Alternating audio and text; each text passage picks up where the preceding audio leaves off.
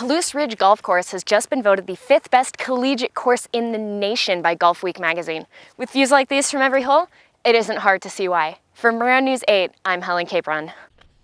A Virginia photographer is defending herself from critics after she posted a picture of a baby wrapped in an American flag in what was supposed to be a patriotic gesture. Stubblefield is providing entertainment for the Colorado Street Fair, featuring DJ Goldfinger at the Seahawks game, as well as bar and grill. For Maroon News 8, I'm Helen Capron. Police say they spoke with most of the fraternity members at the house close to the time of the alleged assault.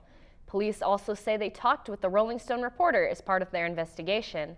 Rolling Stone editors say they will conduct their own probe into the controversial story, and their investigation is expected to be published in early April. With daylight savings time occurring on Sunday, now is the perfect time to test your smoke detector.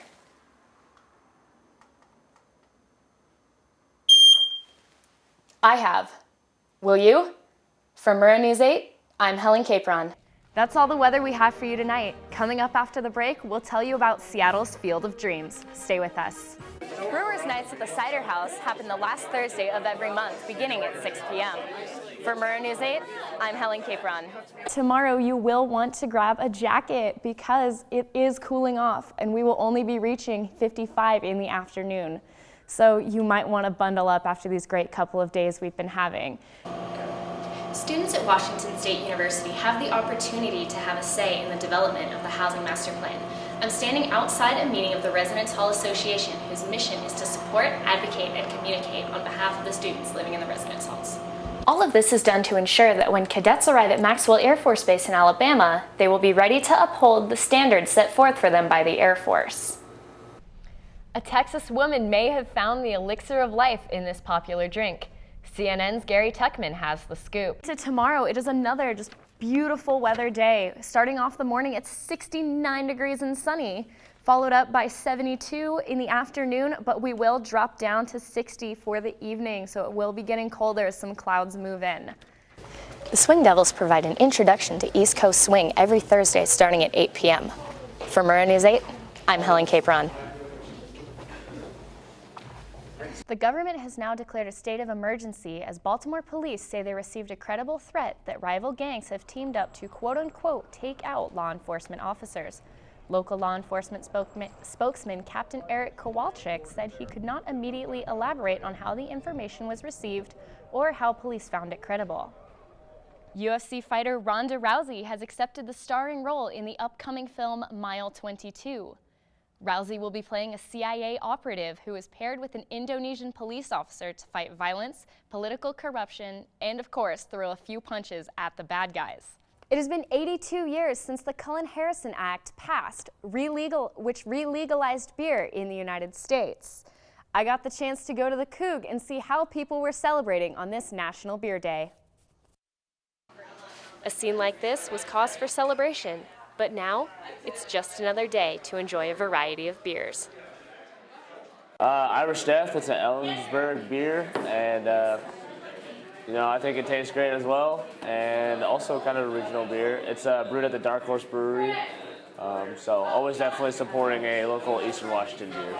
Surrounded by walls covered in graffiti and neon lights, students have come not only to have a beer, but to work on some homework. After our meeting, we're going to come back to the Coug and work on our project while watching the Mariners game and drinking a few pitchers. These Cougs made sure to take the time out of their day to celebrate a big moment in American history. So if you're 21, you should definitely make sure you take the time to celebrate on this 82nd National Beer Day. Back to you in the studio.